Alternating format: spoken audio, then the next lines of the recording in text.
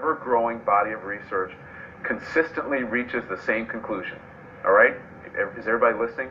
The only variable that can explain the high rate of mass shootings in America is its astronomical number of guns.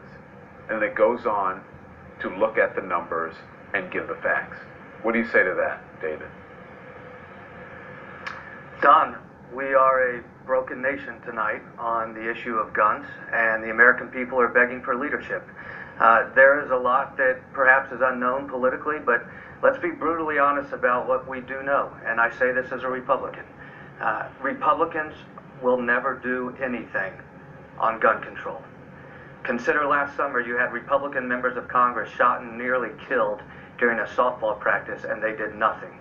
After the Pulse nightclub, Democrats had a sit-in in the House. Republicans did nothing.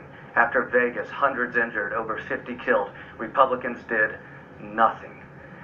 The idea of gun policy in the Republican Party is to try to get a speaking slot at the NRA and prove to that constituency that you're further right than generations past of Republicans have been on guns. And there's a disconnect with the American people and the heartbreak of the American people tonight. And so if this is the issue that defines your ideology as a voter, there are two things I would suggest tonight. First, flip the House. Flip the House. Republicans are not going to do a single thing after this shooting we saw today. But I would also offer to Democrats, work for incremental wins. And what I mean by that is this.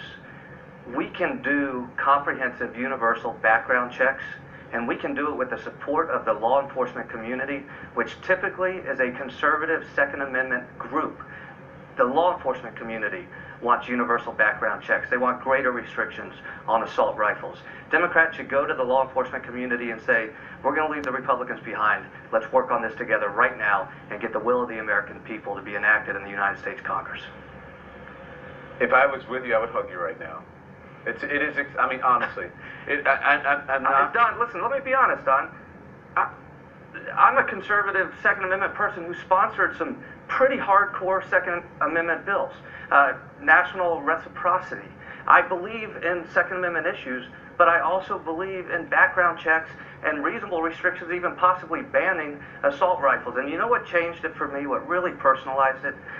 It was the Pulse nightclub shooting, representing the state of Florida, and trying to work on a solution with Democrats in the House of Representatives, and my party said, not a chance, we're not doing it. Now, I'll also be honest with you, Democrats play politics on it as well. It is on both sides of the aisle, which is why work for incremental change. Let's work the will of the people. I hope this, that so many people are watching tonight, I hope this gets out on social media. I hope everyone writes about it. I think you're so sensible on this, and you're right on, and it's extraordinary to hear a Second Amendment proponent, a proponent of the Second Amendment, as you have been, a Republican, a former congressman, talk about this in ways that you have spoken about it sensibly. You make so much sense. So I hope the world is watching, and I hope we can make a difference. I just want to put your tweet